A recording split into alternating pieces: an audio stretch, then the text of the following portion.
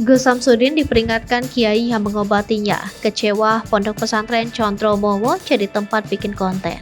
Abah Kiai Hamid, sosok yang mengobati Gus Samsudin dari dugaan gangguan jiwa, baru-baru ini mengungkapkan kekecewaannya. Abah Kiai Hamid kecewa lantaran Pondok Pesantren Condromowo Kawi, Jawa Timur dijadikan tempat untuk membuat konten YouTube. Ia lantas memberikan peringatan pada Gus Samsudin agar kembali pada syariat.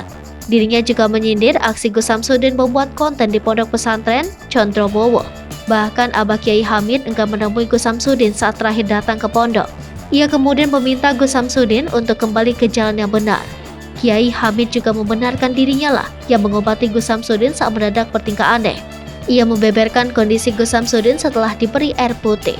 Cukup lumayan saat itu, tukas Kiai Hamid. Gus Samsudin membantah tudingan dirinya pura-pura menjadi ODGJ. Jawabannya ini seolah membalas ucapan pesulap merah terkait kondisinya. Gus Samsudin berdalih dirinya tengah mengikuti batinnya saja sehingga bertingkah layaknya ODGJ. Gus Samsudin memang tampak berperilaku janggal beberapa waktu belakangan. Dalam channel YouTube Gus Samsudin Jadab, Gus Samsudin terlihat sering bicara sendiri hingga makan dari sampah.